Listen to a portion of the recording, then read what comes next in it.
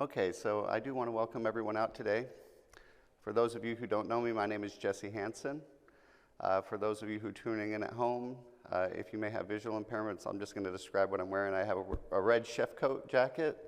I wear the red chef coat because I am a member of the Family Cafe staff. Anyone who's staff here at the Family Cafe does wear the red chef coat. That's kind of an indicator that you can ask us anything at any time, and we're going to be there to help you out. So again, I'm located in Tallahassee. I have a red chef coat on, I've got blue jeans on, and I got my cowboy boots. Brown hair, blue eyes, just so you can kind of get a visualization of who I am and what I look like. So again, my name is Jesse Hansen. I'm located in Tallahassee, and we're going to be talking about assistive technology today. I would like to know a little bit about you guys and where you're from. This is a statewide event. We throw it every year, and we love having it, and we love having all you guys. Would you guys like to maybe just say your names and introduce yourself? I'll probably repeat your names because if it's not on the mic, it's not going to be picked up by the video, so I might repeat what you say back, okay? Anyone want to go first and say who they are? Yeah. My name's Meg Ponte, and I'm from Stewart. Meg Ponte from Stewart. I have a 23-year-old 23-year-old and 23-year-old son, very 24-hour stands-up. yes, okay, so she has a son, 24-hour care. Great, and we're so glad to have you here. I really hope that you enjoy my presentation, and thank you for coming. Would you like to introduce yourself? Sure, I'm Nicole. I'm from Orlando, actually.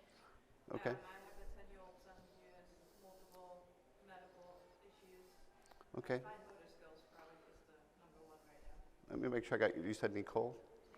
Nicole. Nicole, okay. And you have a 10-year-old son with fine motor skills issues? 20? That's the primary issue Okay. right now. Okay. Well, thank you so much for coming. We're really glad to have you. And where did you say you were from again?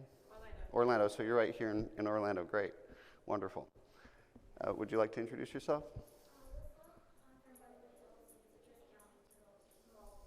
Yeah, Alyssa from Beverly Hills, Citrus County. Great. Well, we're really glad to have you here. Thank you for coming. Anyone else want to introduce themselves? Yeah, my name is Tabitha.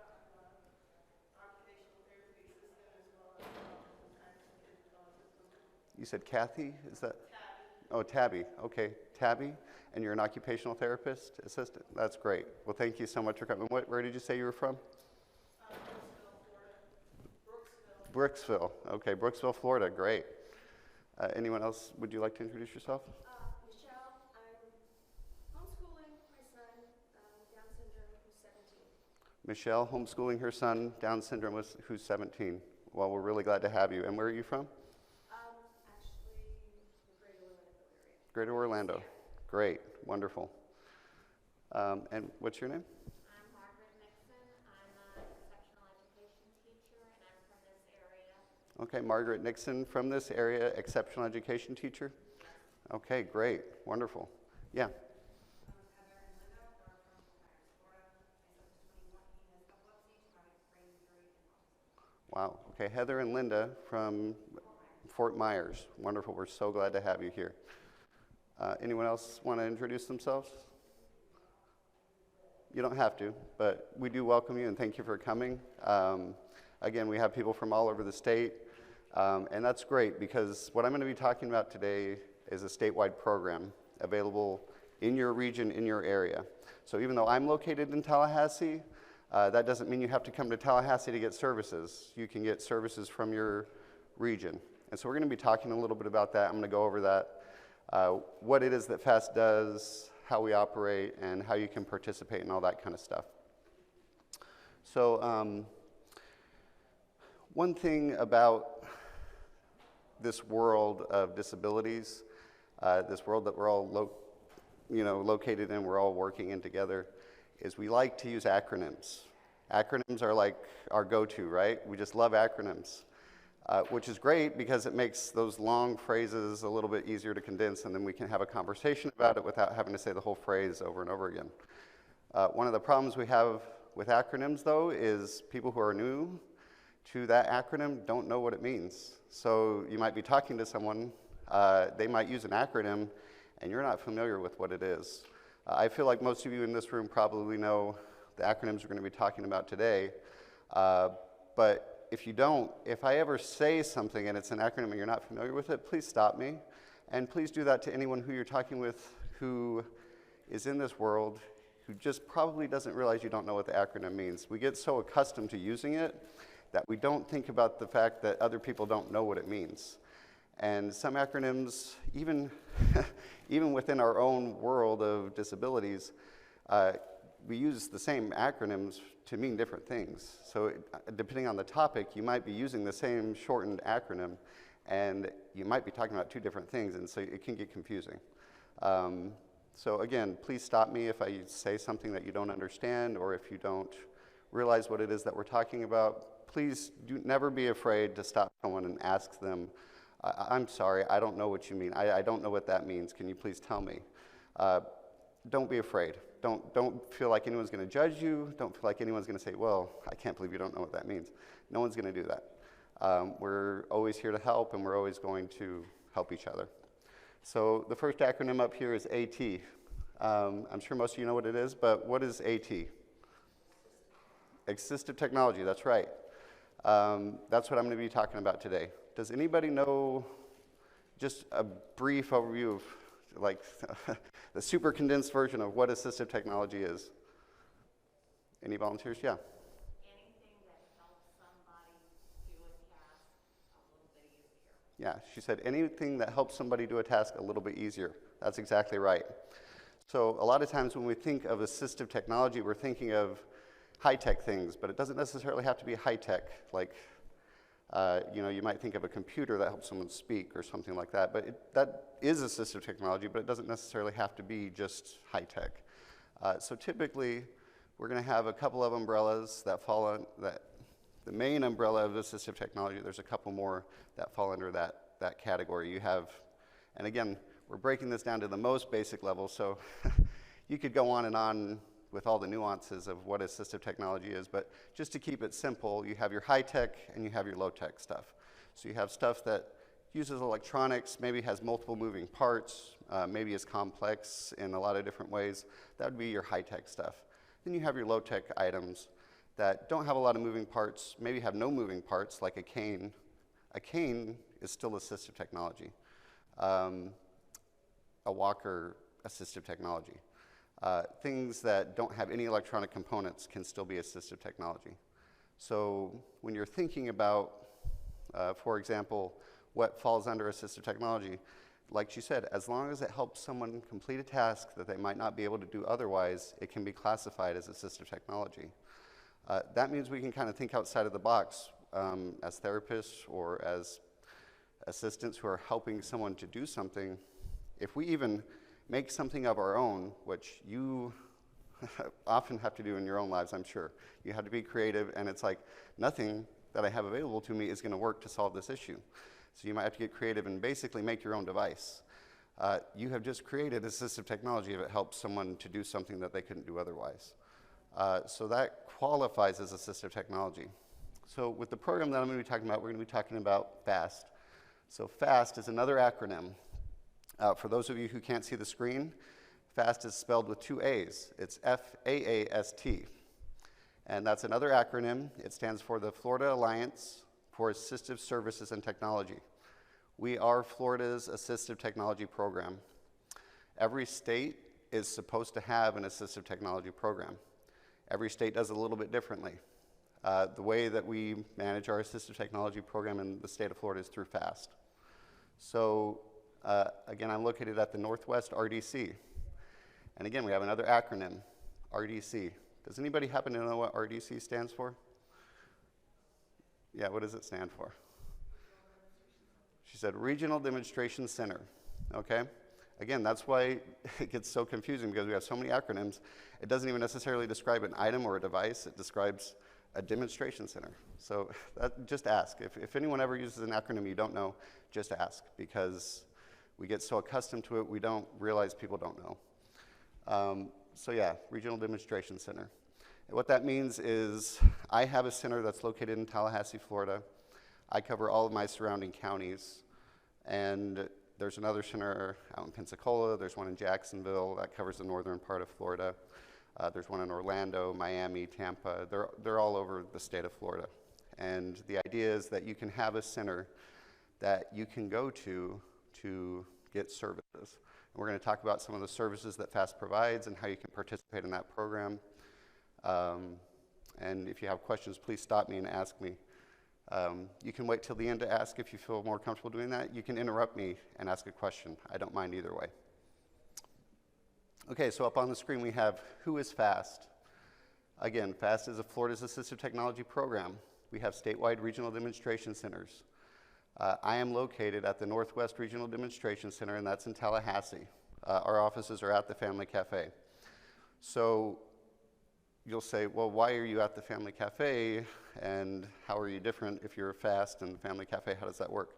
Well, each center has a host program. So my host is the Family Cafe. The Family Cafe hosts me at their offices, gives me an office space, gives me additional tasks besides the RDC, but as far as the RDC is concerned, I have a lending library. I have clients that come in and I assist them, and they come to the Family Cafe offices.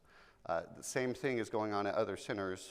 They're not at the Family Cafe only has the one office in Tallahassee, but they're sometimes at a CIL, and again, anybody know what CIL stands for? Another acronym. Yeah? She said Center for Independent Living, CIL. So those also are located throughout the state. Some of our centers are located at CILs. Some of them are located at universities that have research programs. Some of them are located at hospitals that have, maybe they have a research program, or they also have just a therapy program, and it's part of their therapy program. So it could be any variety of host organization. There's not necessarily any hard requirement as far as what it has to be.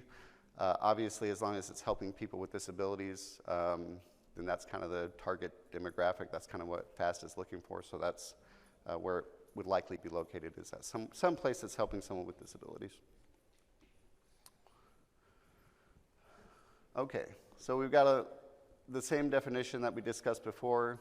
Assistive technology is any device or gadget, hardware or software, used by a person to do things for themselves that they might not otherwise be able to, that might be difficult or otherwise impossible to do because of their disability.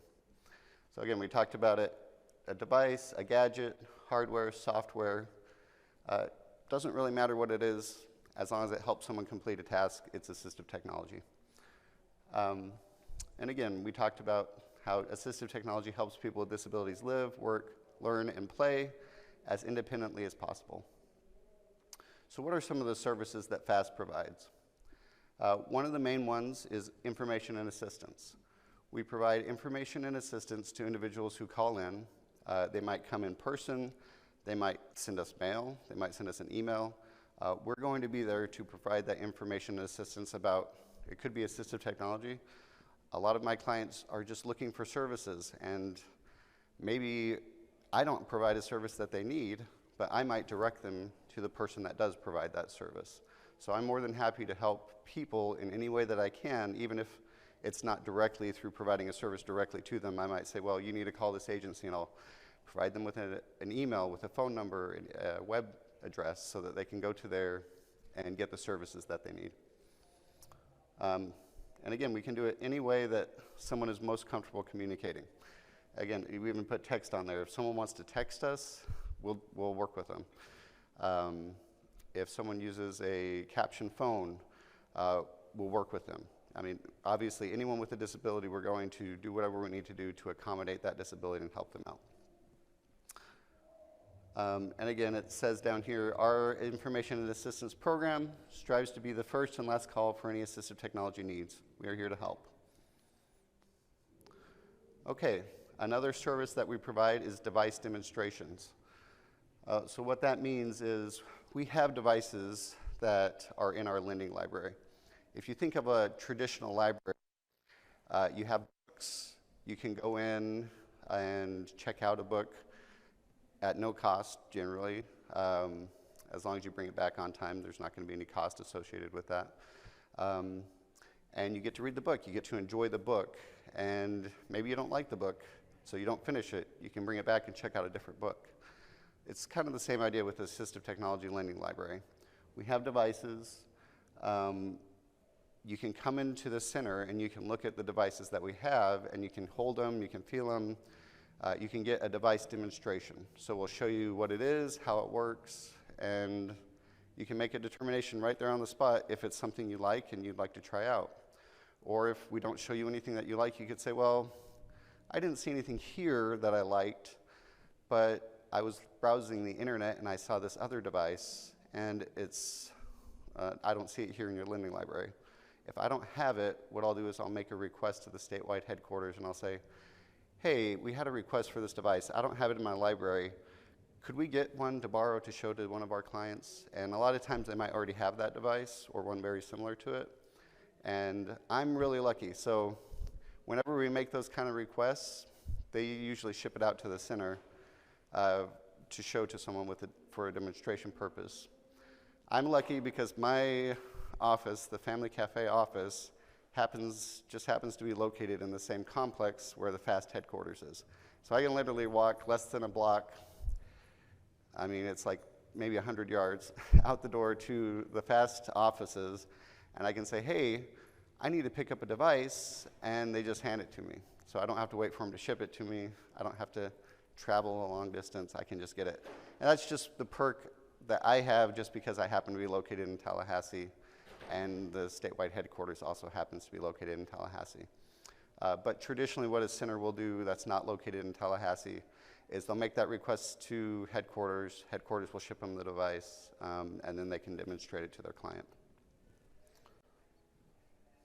Okay.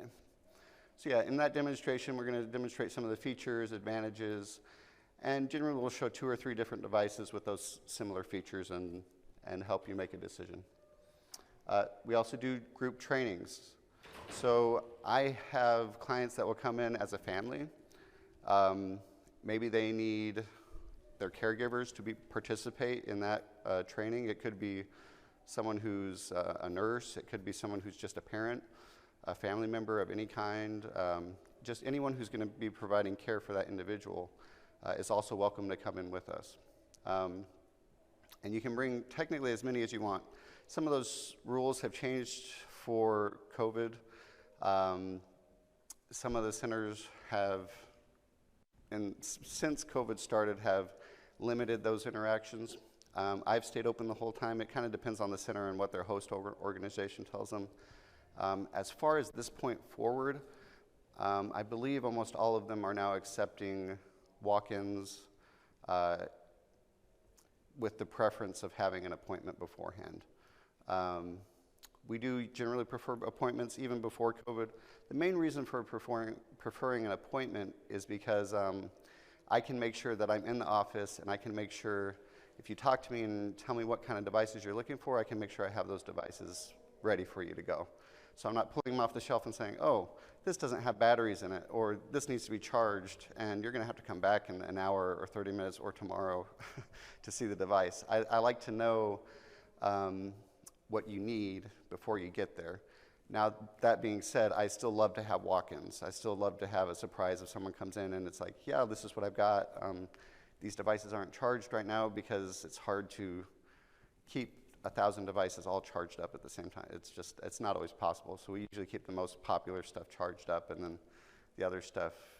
And if you keep batteries and things, it tends to corrode and stuff, so we don't always keep batteries and things. So just be aware that if you just pop in, they might not have everything ready to go for you, just because of the nature of the devices. But again, I do love walk-ins, but if you are able to schedule an appointment, that's going to be a little bit better. Just be aware of that. Okay, and again, with the group trainings, a lot of times the really big groups that I have will be students who are maybe in an OT program or any kind of therapy program. So I might bring in 20 students to my center and teach them a little about what assistive technology is, what devices they can use, how they can participate in the program. That being said, I also have organizations that come in. So you might have a group of therapists who are like, hey, we all want to go check out this center. Can we come in and you do a demonstration or a training for us? And I say, sure, I'd love to have you. But again, it doesn't have to be those groups. Those are just typically the larger groups that I get. It could be, a training could be as small as just 2 individuals coming in. It could be just 1 individual who just needs to get trained on a device or get a demonstration. It doesn't have to be a large group.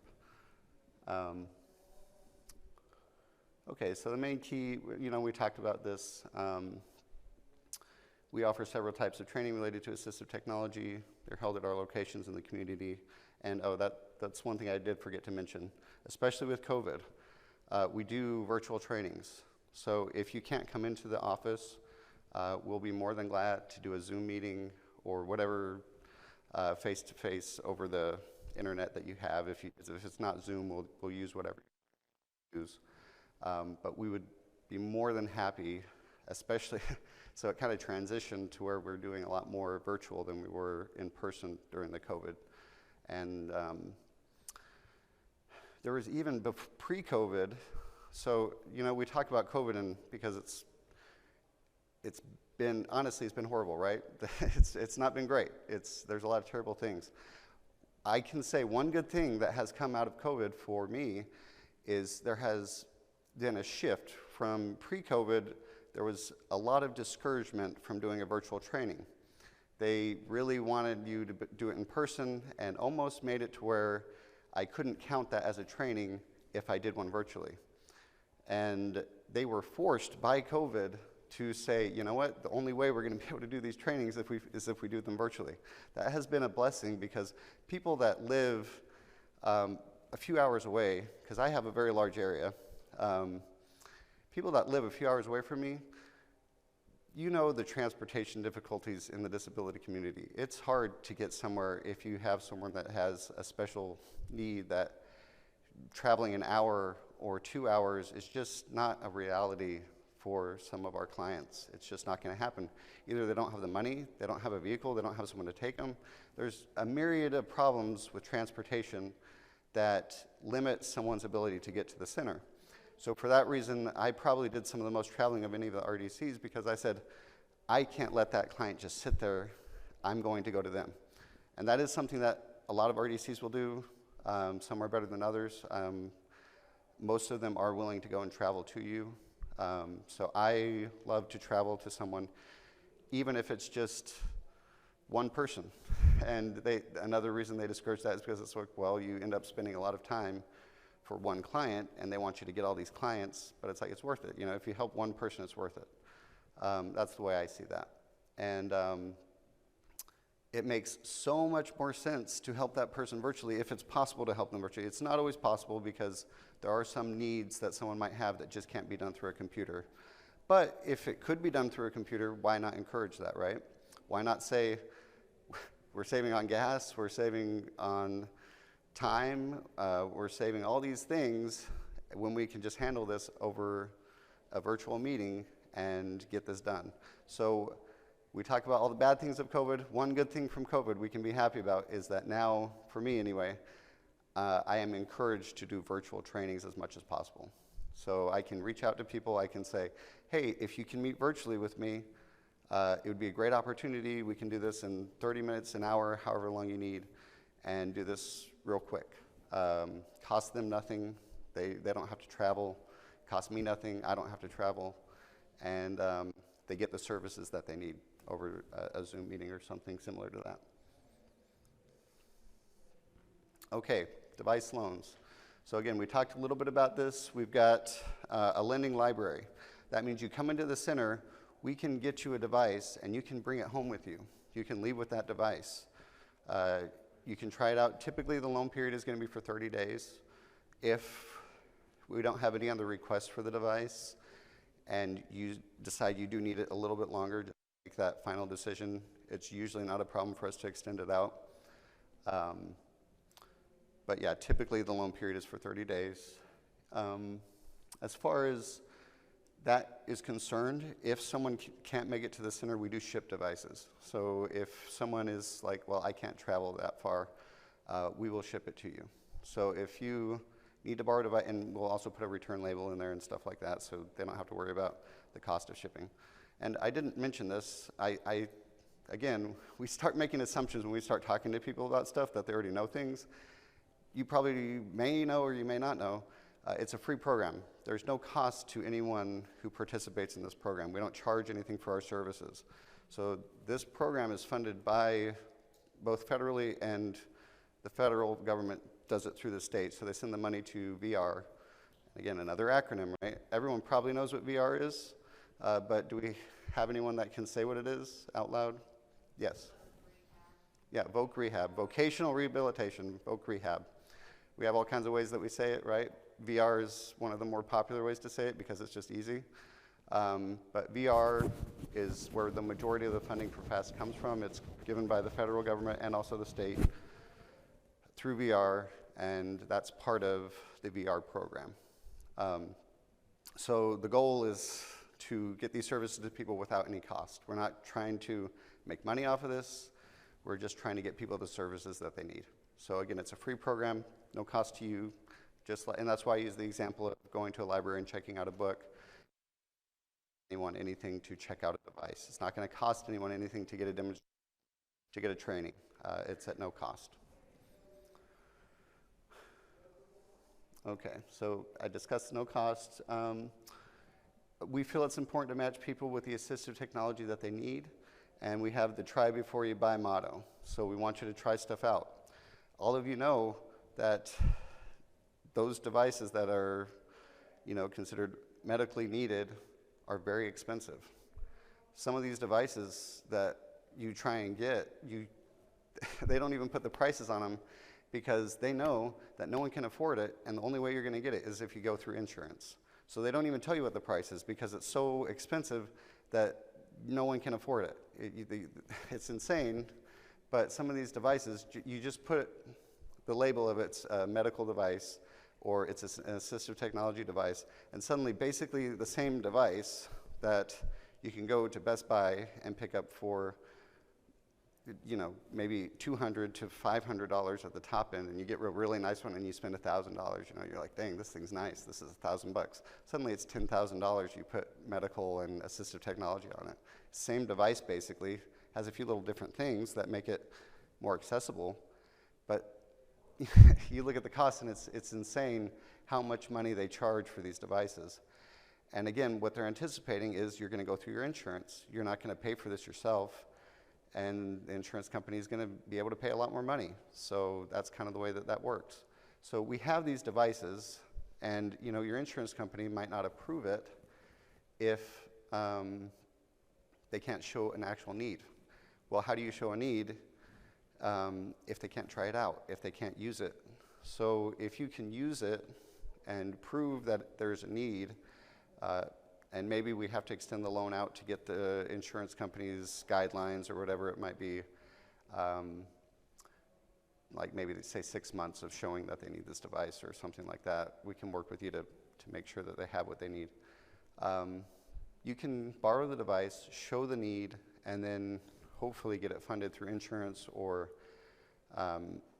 whatever, Medicaid, Medicare, whatever is going to be funding the device. So anyway, that's just one point that I have to make, is that it allows you to try it out, and you know that these devices cost ridiculous amounts of money a lot of times, and it's not something that's feasible, especially some of these devices that maybe won't be funded by insurance are a little bit more expensive. Maybe it is only a $500 device, but it's still outside the reach of some of our clients. Some of the people that $500 is still, might as well be $5,000 because you can't buy it. It's just too expensive. And maybe it's not a device that insurance is going to cover, but you still want to know if maybe you've been saving. Maybe you've saved up enough over a year and you said, okay, we can finally get this device. Then you go and you buy it, and it doesn't really do what you thought it was going to do. It doesn't really fill the need that you thought it was going to fill. That's a problem, right? You've just wasted all that money, and it doesn't do what you thought it was going to do. Well, rather than doing that, we would encourage you to come to us, check out the device, and really see, is this going to work? Do I need to invest in this device? Is this really going to do what it says it's going to do? Is this going to fill the need that it needs to fill? Then you haven't wasted any money. You've gotten the device. You've been able to try it out. You become trained on it. You become familiar with it. You know that it's going to work, or you know that it's not going to work. You come back and you say, okay, this works great. I would like to buy it. We don't sell devices directly, of course, but we'll help you find the person that is going to sell it, or the company, or a lot of these devices now. One great thing about universal design is so many devices that are just designed generally are built with accessibility as part of its feature. That's one of the biggest blessings, I think, of smartphones is how they have integrated assistive technology into them. And you're seeing a lot of commercials now that actually advertise the assistive technology component of that device. I think Google's doing I've seen at least, maybe it's because I'm in the assistive technology realm and it's tailoring advertisements to me, but I've seen multiple advertisements for the Google captioning on their phones. So they offer, it's a new thing that they're offering, but a lot of devices have something similar to it, but it's a captioning service directly built into I think it's the Pixel. And you can literally caption the call real time as you're speaking to somebody.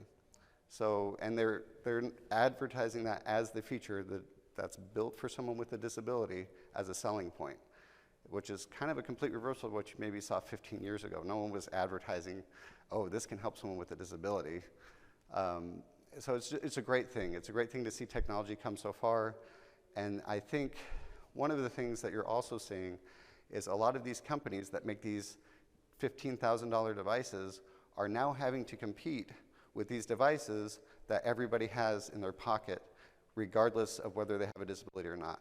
And it's something that you're going to have anyway, so why go spend the money on something that you're going to have anyway, right? So it's everybody gets a smartphone for the most part. These days, you kind of have to, if you want to participate fully in the modern world, you have to have the connectivity. That comes with pros and cons, but one of the pros is that assistive technology is being built into the devices that we carry every day. You look at, and we're going to talk about some of this, but you look at just some of the smart home devices that aren't necessarily specifically built for someone with a disability. They're built for everybody, but they work really well for individuals with disabilities because you can have voice activation. You can tell Alexa to do something. You can say, Alexa, turn on the TV, or Alexa, turn down the lights, stuff like that. So we're going to talk about that. Right here up on the screen, we have AT funding and assistance. I wanted to talk about that. That's not something that I do directly at my regional demonstration center, but I did want to mention it because the statewide headquarters has a program to help people with purchasing devices. So you can get a loan from us to purchase the device, and then you just pay us back in whatever increments you can afford for that month. So the person who runs that program at the statewide headquarters, his name is Eric Reed. He does the device, well, and it gets confusing because we talk about loans. And when I'm talking about a loan, I'm talking about checking out a loan as in checking out a book from a library or checking out a device from our library. When he talks about loans, he's actually talking about a financial loan where he loans you the money and he determines, working with you as kind of basically a financial advisor, saying, look, you're on a fixed income and this is where all your money's going. You have only $15 left for the month. We can break it up. Like, say, someone like that, maybe they can only afford a $150 device, but that's still outside of their reach. We've done loans as low as $150 for people, and then they do maybe $5 a month until they pay it off.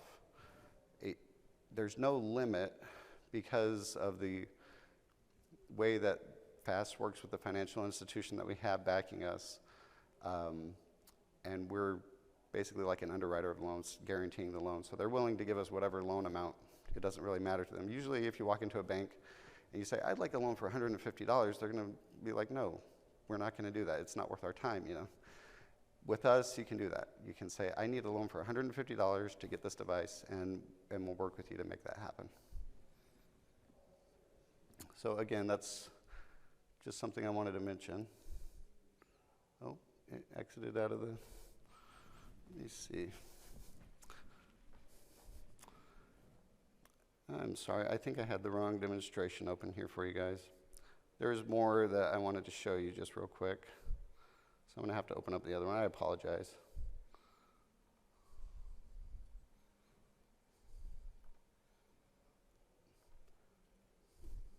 Oh, and it's opening it up on this screen, isn't it? Give me just one moment. So I have two presentations. This one just talks about all the features of FAST. This other one has some of the additional items that you might be able to check out, and that was the one I wanted to show you guys. And I opened up the wrong one. But I want you guys to think about, do you guys have any questions while we're just kind of waiting here? Anything you wanted to ask me? Like, if we're in our different areas, like I'm in the Orlando area, how do I find out where the fast area is in our area? Like, could I call Fiddlers? You could. So I'm going to put the information up on the last slide of the screen that has all my information and also the FAST headquarters information. But what I did want you guys to do after you leave here is head over to the exhibit hall, because in the exhibit hall we have a booth. FAST has a booth, and they have all their information on pamphlets. I intentionally did not bring pamphlets because I want you to go to them to get them so you can talk to them. I want you to say, hey, Jesse sent me over here. He said you guys had some pamphlets, and they'll tell you about your local center, and they'll give you the information that they have. Yeah. Do you have any suggestions? We use FAST a lot in the Tampa area. We've gone several times and really appreciate that library there. But for the assistive technology, it's really hard because I can barely use a computer myself. And so the iPad even, I just have a really hard time navigating all of that myself even. And I also cannot find a therapist really that is interested or, is like, yeah, look, can handle that as well. So if you have any suggestions on like, do I need to hire like an IT person to be on the team? Yeah, and I can't speak to every center because personally my background is in information technology. So when someone comes in my center with that issue, I love to help them because that's where I came from. I came from doing IT, and again, another acronym, but I came from doing information technology, and so I'll help people refurbish their computers. I will help people get software installed on their computer. I'll teach people about the accessibility features on their computer, and I have to realize that other people don't necessarily have that background, and so they sometimes don't always feel comfortable giving that IT support, so to speak, that I feel very comfortable giving at my center. And so a lot of times they'll even reach out to me and say, hey, I have a client that needs help with their computer, can you help me out? I am always more than happy to do that. So if, for whatever reason, your center is not helping you, especially with information technology stuff, please reach out to headquarters. Again, their information will be on the last slide, but also they're going to be, as long as they haven't packed up, I don't think they have, in the exhibit hall. And they're going to, one, if you tell them that, they should call that center and be like, why are you not giving them the assistance that they need?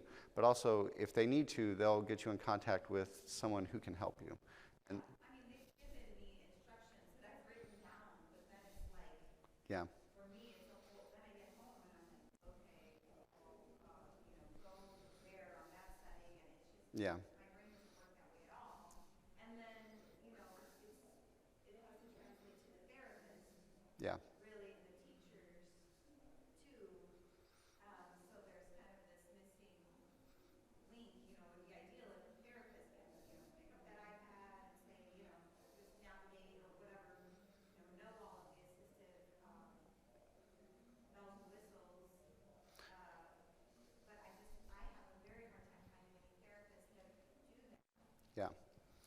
And I completely understand where you're coming from.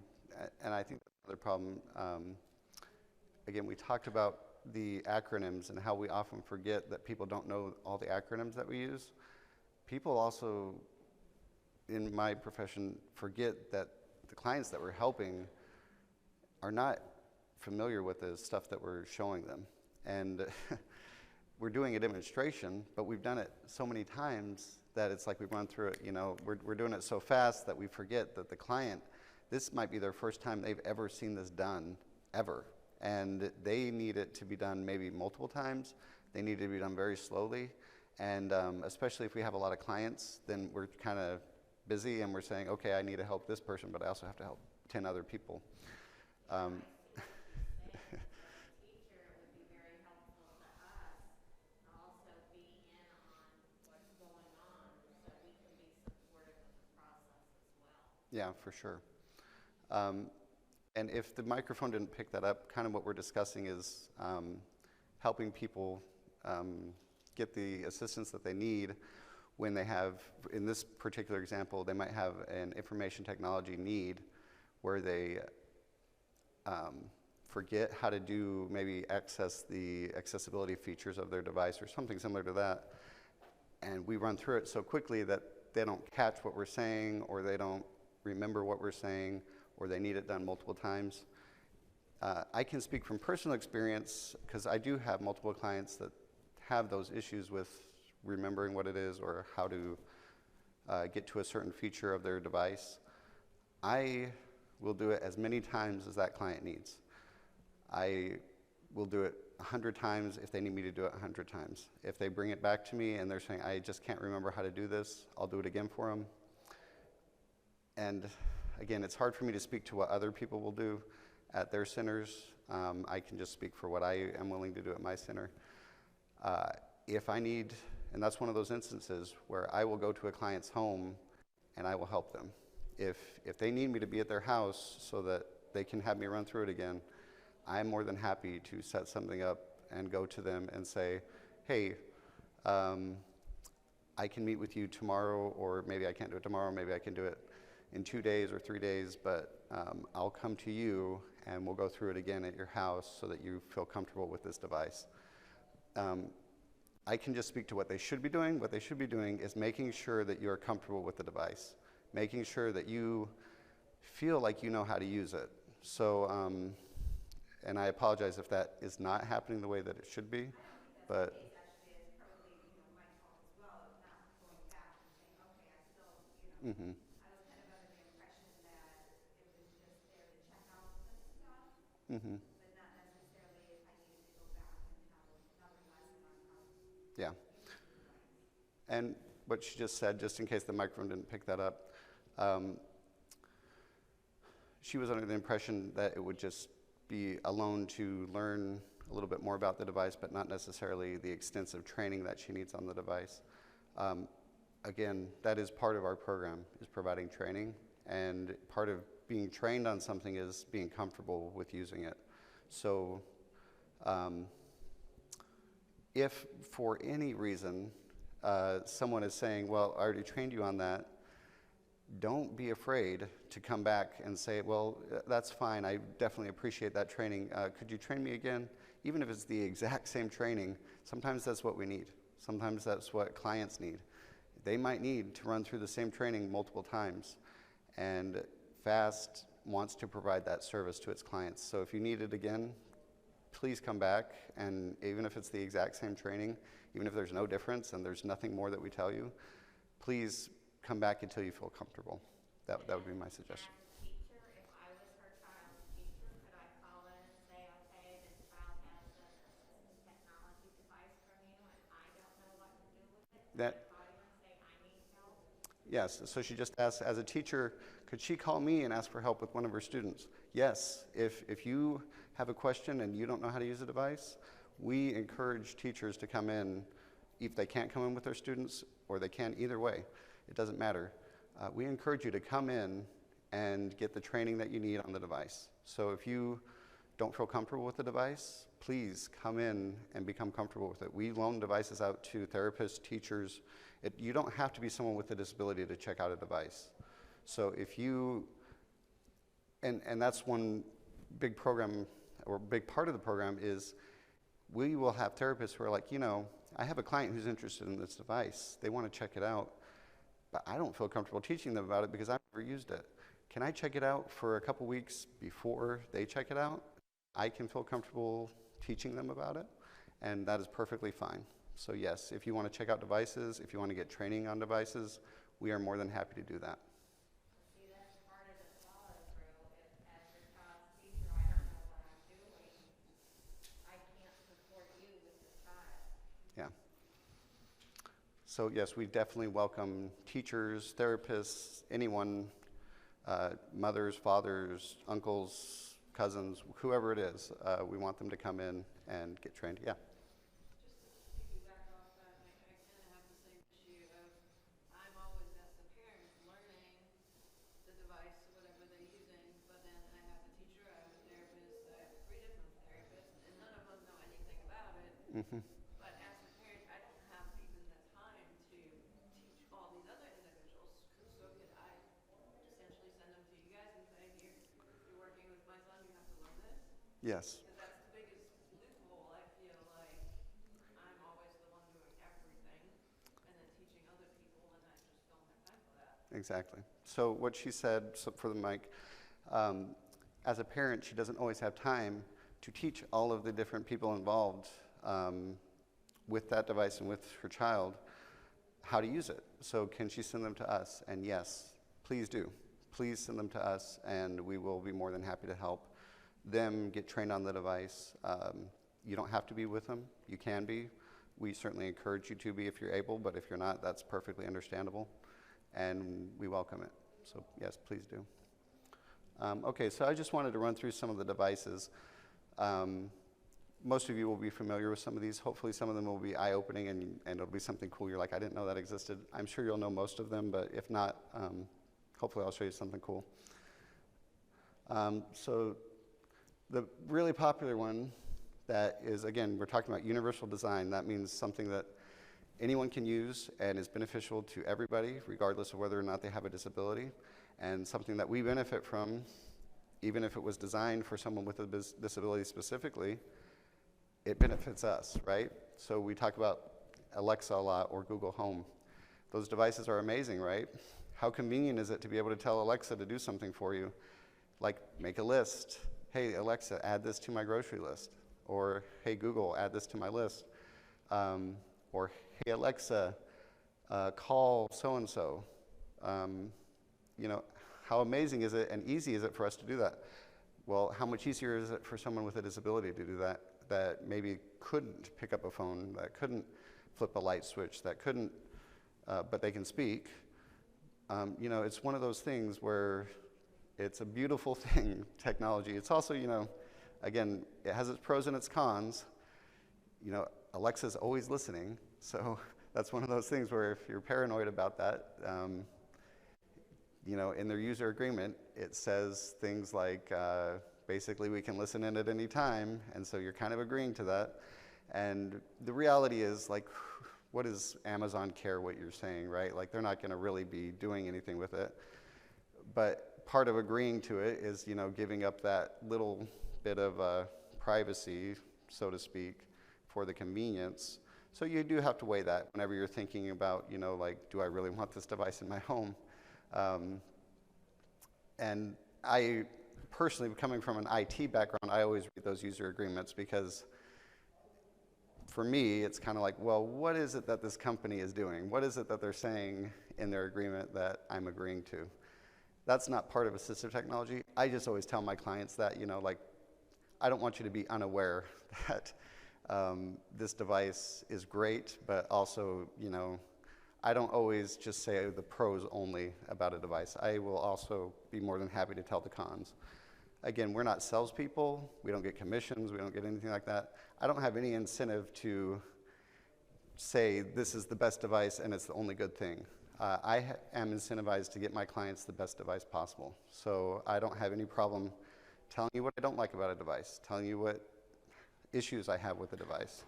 So just be aware of that I'm not going to hype up a device more than it needs to be hyped. I'm not going to undersell a device either if I think that you should get something else. I'm just going to tell you what it is and hopefully get you the device that you need. But one reason I included the Alexa Show, this device has a feature that will follow people's faces. So if someone's walking around a kitchen doing something, you're talking to them, it'll follow their face. One other feature is you can set it up in a way that there's a drop-in feature, and you could potentially check on a client or a child while you're away from home, or maybe even just in another room. And it can act as kind of a security camera of sorts, and you can actually make it pan around the room to see the room. Now, you have to set it up to allow it to do that. It can't just automatically do that. You do have to go into the features and set it up. And that's one of those things that people are like, that's creepy, I don't think I want to do that. But for some people, it is, maybe you have someone who is in their life and they're wanting to live more independently. They're wanting to live in their own apartment, but you're not comfortable with them being completely unsupervised. You're not comfortable with saying, maybe they're older and they might fall or something, and you don't know what's going to happen, if they can't get up.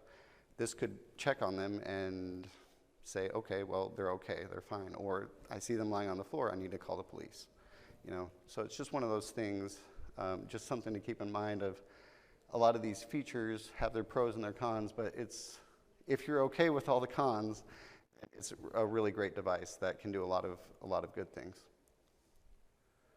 Okay, some of the accessibility built into phones. These phones that are up here are the Jitterbugs.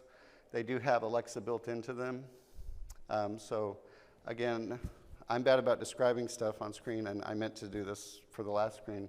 On the previous screen, we have 5 devices. We have the Show, and then we have the Google Home, and the smaller Google Home that's similar to the Alexa Dot, or the Amazon Dot.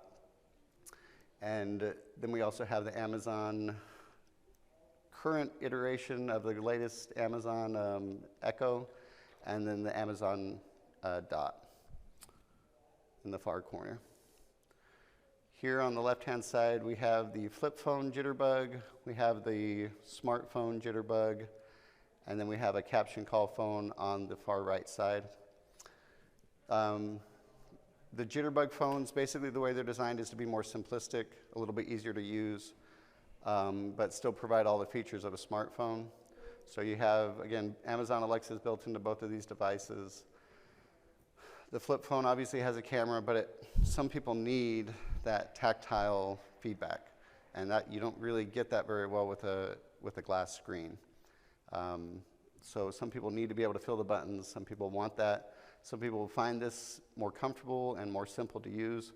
So that is an option for someone that is maybe looking for that. With a smartphone, the Jitterbug smartphone is just designed to be simpler and easier to use, and it has larger text.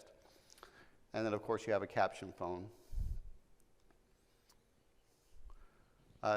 Some of the devices for home automation. So I have up here in the top center of the screen, we have the Philips Hue.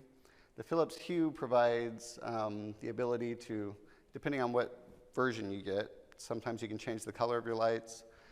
You can dim the lights, turn them on and off through an app on your smartphone. You can tell Alexa to turn them on and off, so you can pair them with your Alexa or Google Home device or Apple device. And it uses a hub to control the lights. This device here is the SwitchBot curtain. That allows you to open and close your curtains.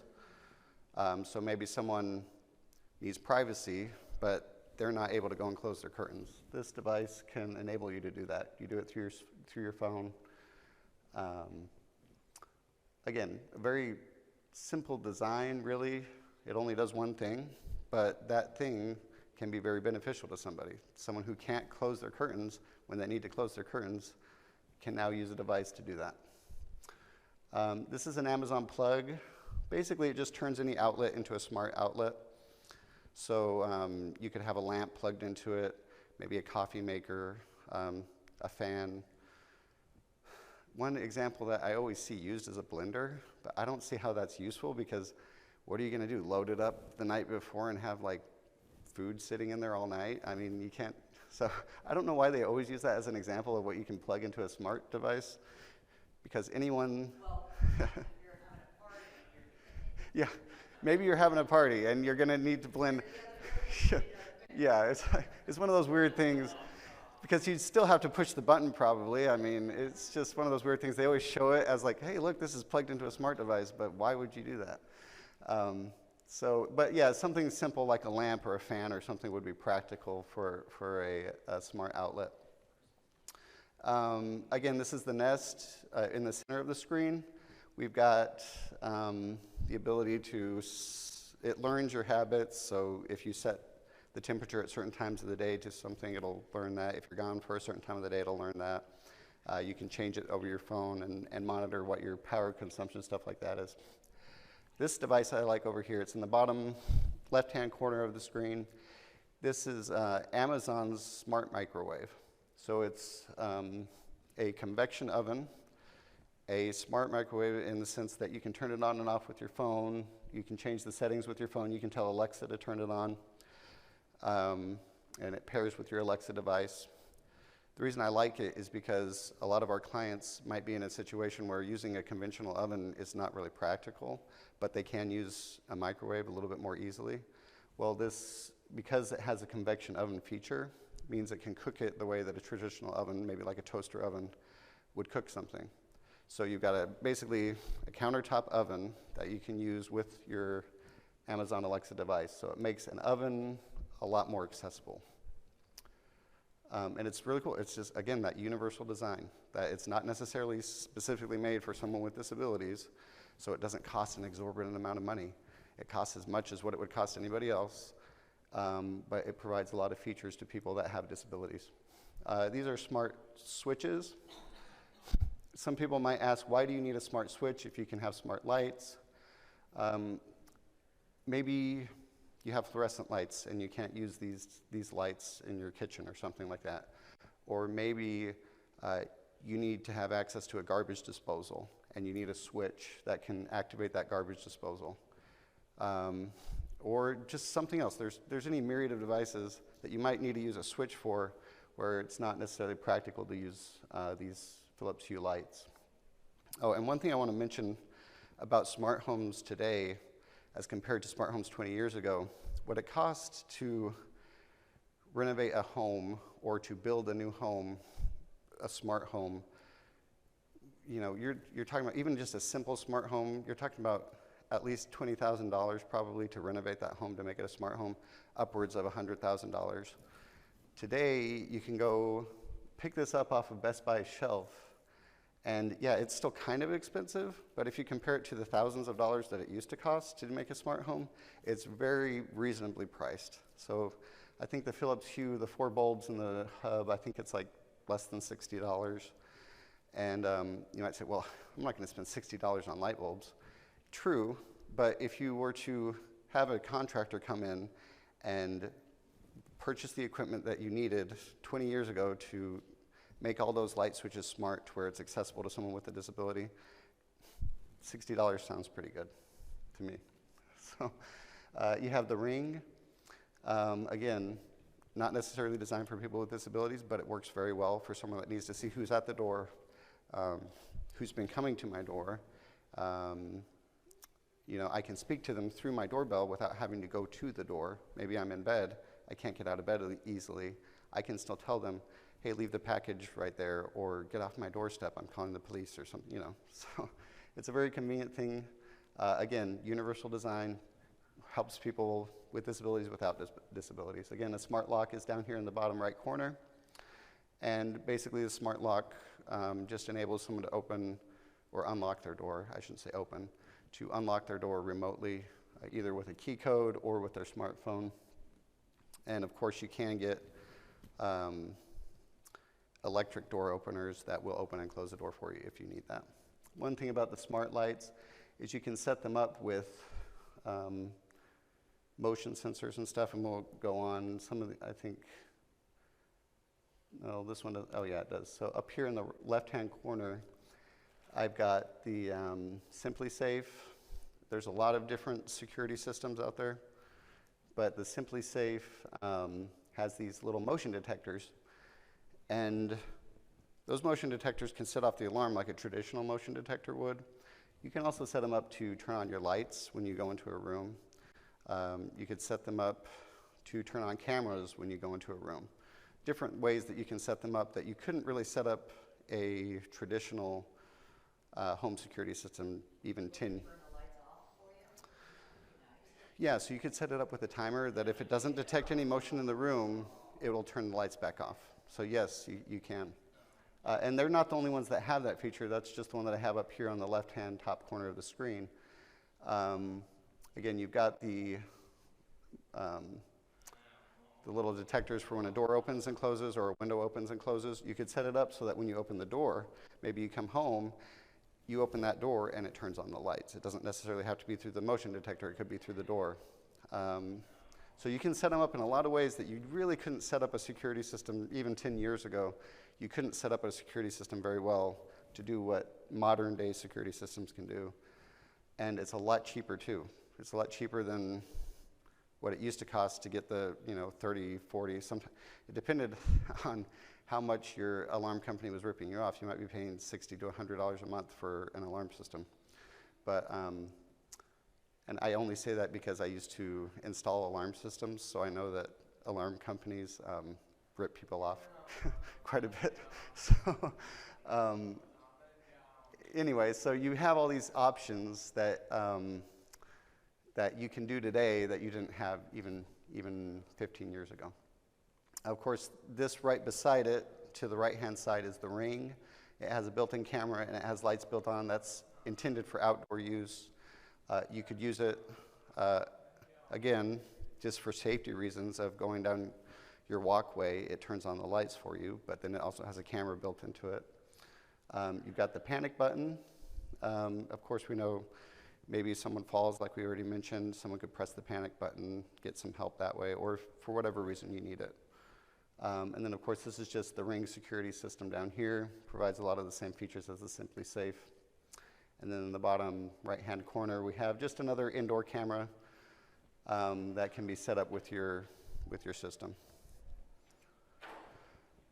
On this screen, I've got medication dispensers. This one up here in the left-hand corner is the Hero. One great thing about this is it only dispenses the medication that's needed when it's needed. It is secure, so someone doesn't have access to all the medication at one time. This one in the top, it's called the Hero. So this one in the left, the far left top corner, that's the Hero. This one in the center is a lot more simple, a lot cheaper. The only caveat is it's just a reminder. So it tells you when you need to take your medication, but you do have access to all the medication at one time. So if that is an issue, if you need to keep the rest of the medication secure, this wouldn't be a device that you want to use. This would be something that you would use for someone that simply needs the reminder and needs to have all of it ready to go, but you're not worried about them taking all their medication all at once. This one down here in the center is called MediMinder. It provides a reminder. It provides a screen that you can actually video chat with someone. You probably wouldn't use it for video chatting too much. The real purpose of that screen would be maybe you need to call someone and say, I can't remember what day it is. What pill do I need to take? Or I can't remember what medication I'm supposed to be on, or how to take this medication, or if I'm supposed to take it with food or something like that. So you could call a friend who's set up in the system and they could talk to you. Of course, you could video chat through it if you decided that that was all you wanted to use it for, but MediMinder, or I'm sorry, just MedMinder, M-E-D-M-I-N-D-E-R, MedMinder. And then the PRIA, P-R-I-A, on the right-hand side. Same idea as the Hero. It provides only the medication that is needed at the time that it's dispensed and keeps everything else secure in there. It's set up for a month on this screen, but you can set it up for different configurations if you need it to be multiple times a day or something like that. The interesting thing about this one is it also provides a screen chat function, so you could call someone. You could just use it for video chatting, but it's kind of intended to help people with their medication. So, and then you have mobility aids. So I just put a few examples up here. There's obviously many, many more. The ones that I have on the screen here is you have a power chair that does have a lift option on the far left-hand side. That can raise you up to maybe a cabinet height or a countertop height or a desk height that you need it to be. Maybe you need it to be lower or higher. You have the P-lift. That basically can retrofit a staircase. You'd probably see something like this, a P-lift, probably in more of like a industrial or school setting where they don't have a ramp at the right place where they need it. So they might retrofit some stairs with a P-lift so that someone can get access to the school or access to the hospital or access to the building with something like this.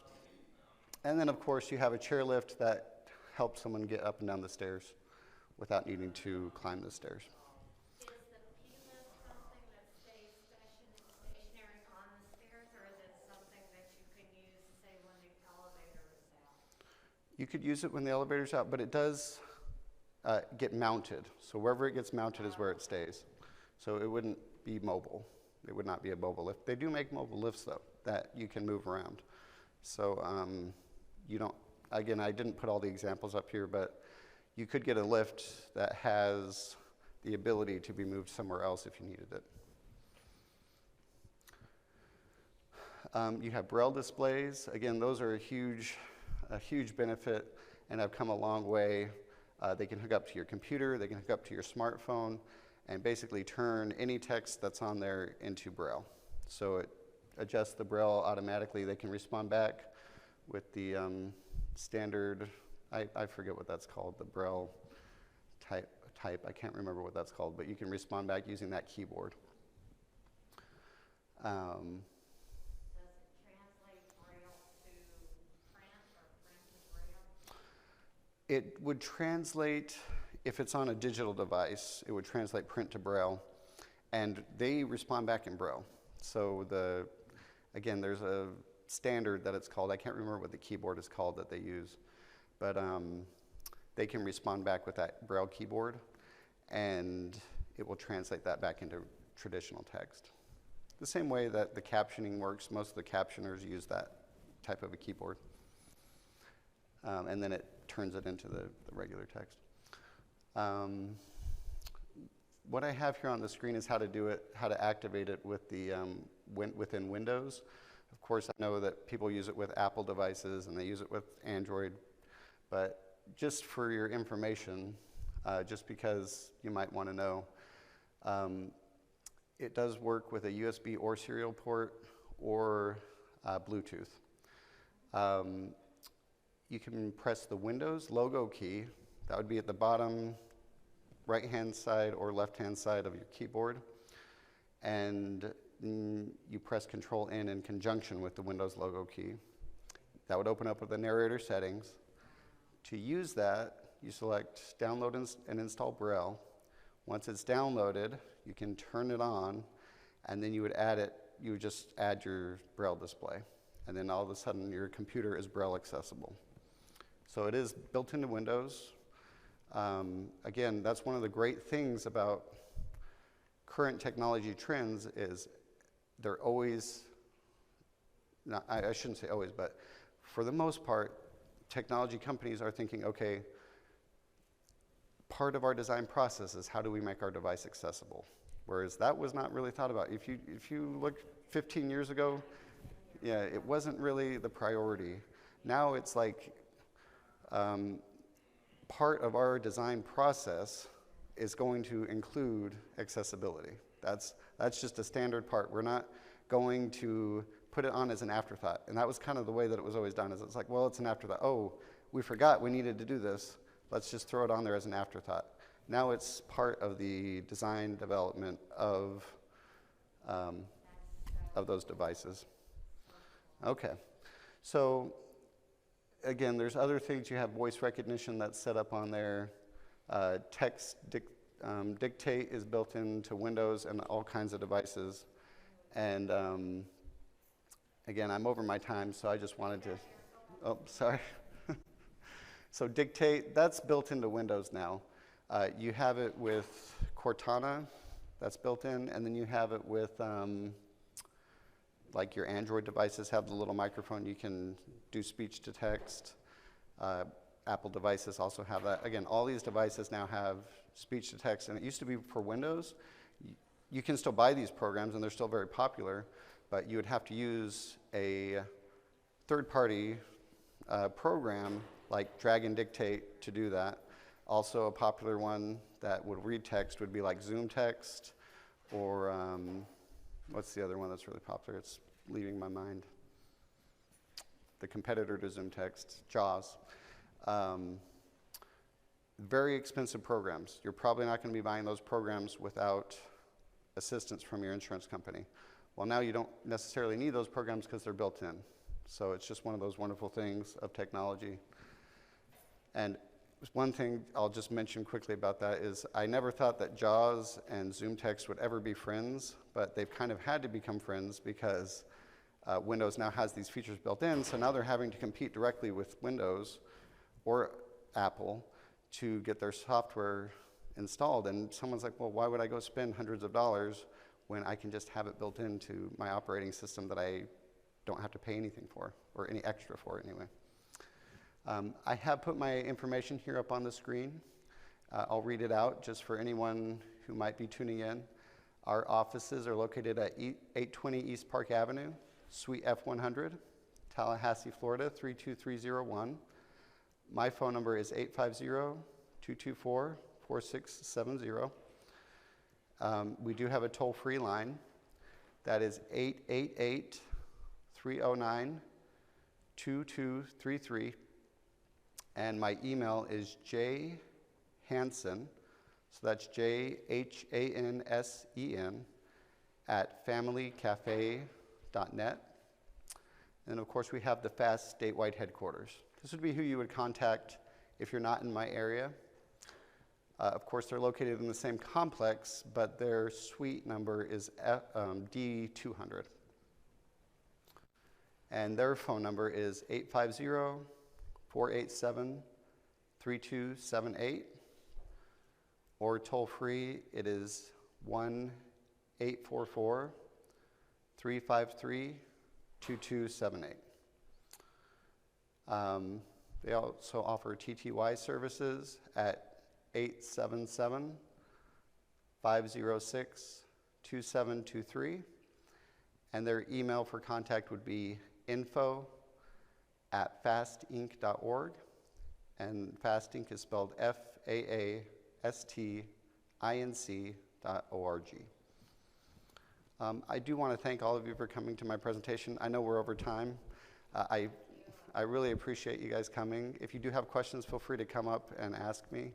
But I do just want to say thank you, and I hope you enjoyed the presentation. And I hope that you enjoy the rest of the conference as well. We put a lot of time into making it happen, and we're really glad we could do it this year. COVID was a mess, and it's just good to see people face to face. So, yeah, so we're glad we can be here as well.